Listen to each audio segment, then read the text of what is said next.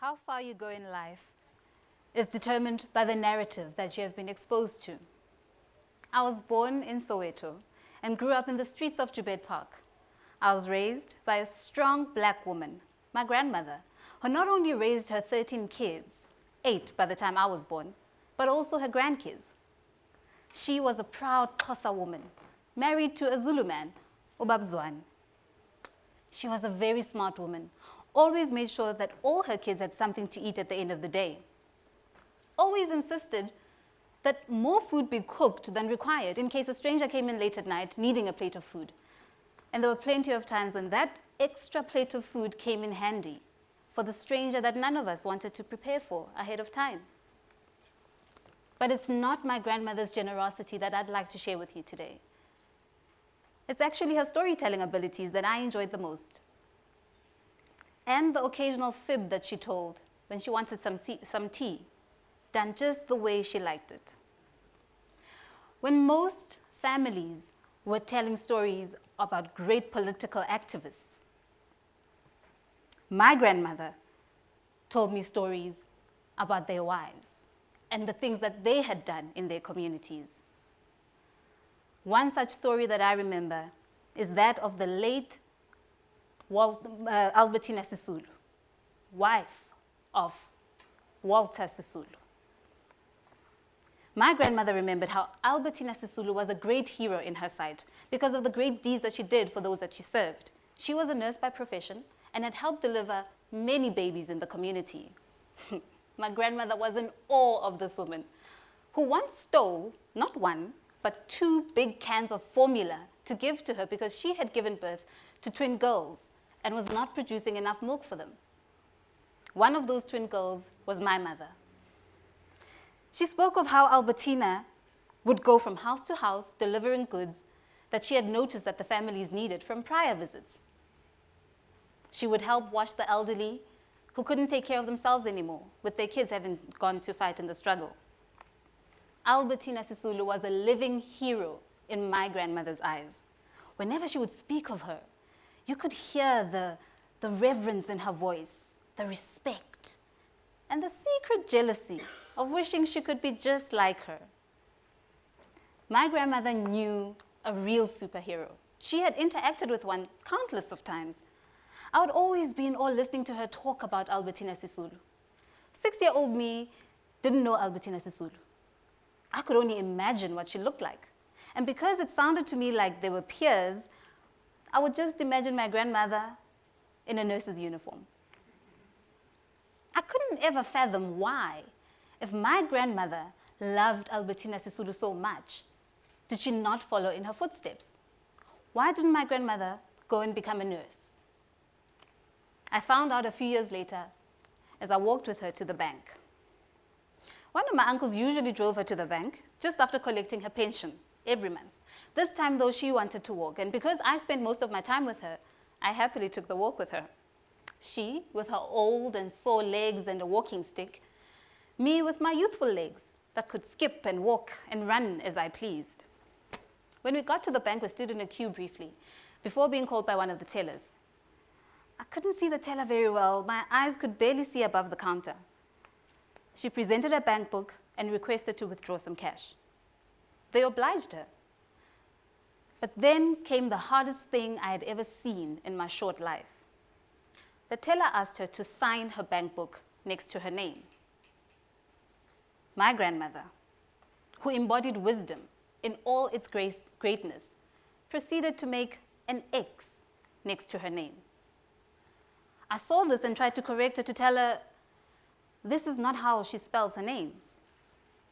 She gently responded that all she knows what to do with a pen and paper is to write her name, Anna.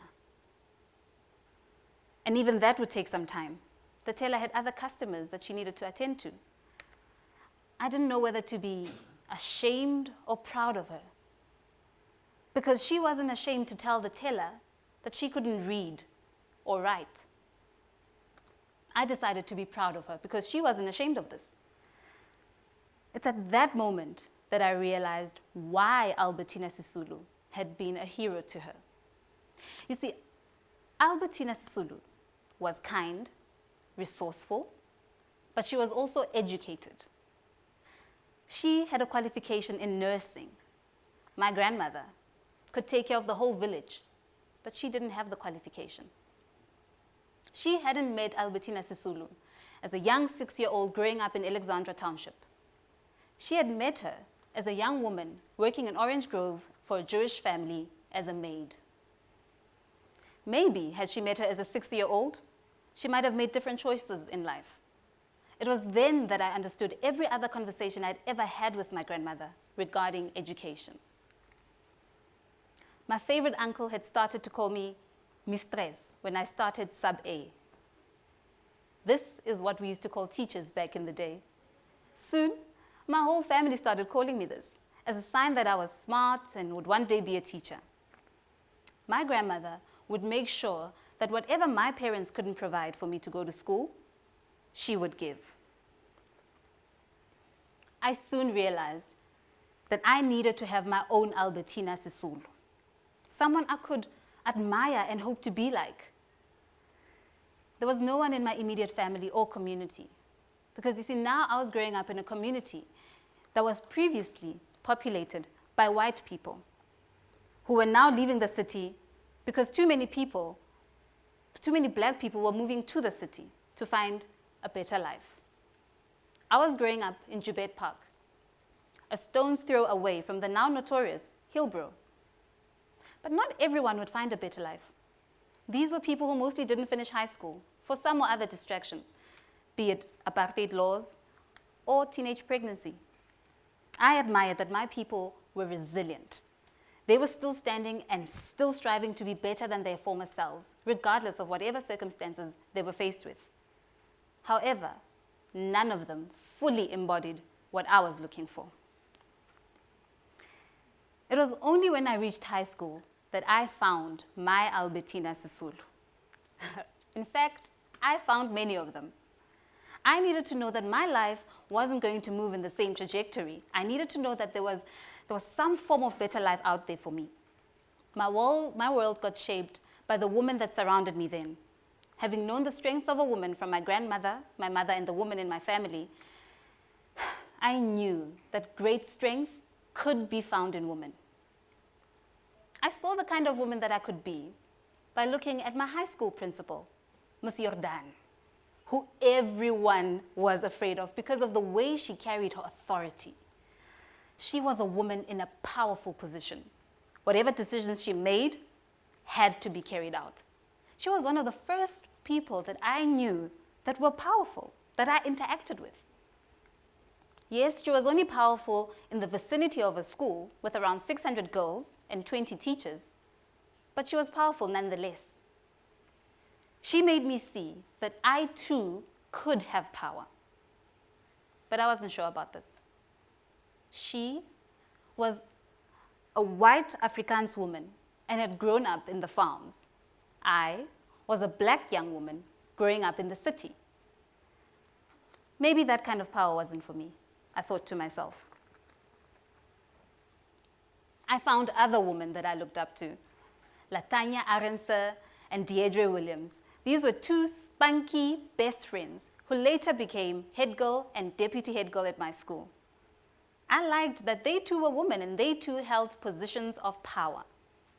They made me believe that it is possible to be a shining light, a voice of hope, but you had to be a different race to do that. They were colored South Africans. I battled to find black female role models in my inner circle who spoke to exactly what I wanted to be and could achieve.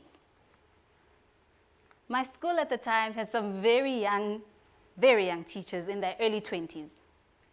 These teachers allowed us to have a sneak peek into their lives with some of the stories that they shared with us in the classroom and on the sports field. Some would share about how important it is to be a single woman and live your life according to your own rules, even for a short period. Others would share about how they were ready to get married, but were not ready to have kids. At the time, I had no idea that having kids was something a woman needed to get ready for. They took us to movies, They welcomed us into their big houses for treasure hunts. They showed me another side to life. They showed me what life could be like in post-apartheid South Africa. But their names were not Refilwe, Thandi, or Noktula. Their names were Marna, Tanya, and Ronel. I struggled for years to find someone that encapsulated all my secret dreams and aspirations. I knew I wouldn't find someone who would tick all the boxes, but I needed to find someone who would tick some. The narrative I was exposed to at the time was that black women didn't run businesses. They didn't own businesses. They worked in them and earned a weekly wage. Not unless, of course, that business was a shebeen. Because those they owned. In my canvas of life, you couldn't be both mother and world changer, especially in the media sphere. Not until a woman by the name of Felicia Mabuza Subtle, who had chutzpah, a word I never even knew existed until she came along. With her talk show, she was able to speak to South Africans from all walks of life. She was that familiar face that broke boundaries and shattered glass ceilings. She owned a TV production company that produced her TV show. And she sat on the boards of various other companies. She changed the narrative for me forever. She was my Albertina Sisulu. She unknowingly told me that it is possible to achieve all these things. Where my grandmother had personal interactions with Ma Sisulu, I too had personal interactions with Ma Felicia. Once a week at 9 p.m. in front of the TV when her show came on. I later read her first book and was astounded by the similarities that we had. She, like me, was Gemini. She was a model.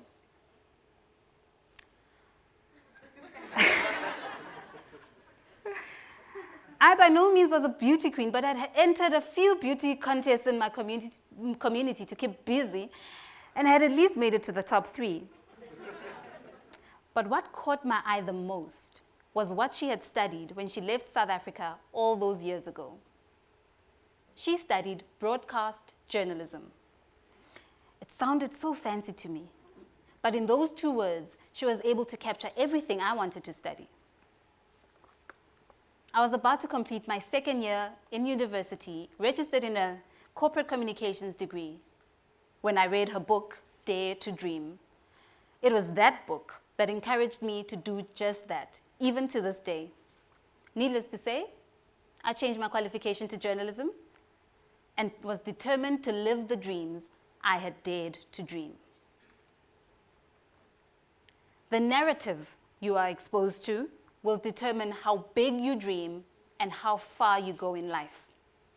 Growing up in a continent where all you know about other countries in it is poverty, war, drought, and corruption. It's disturbing.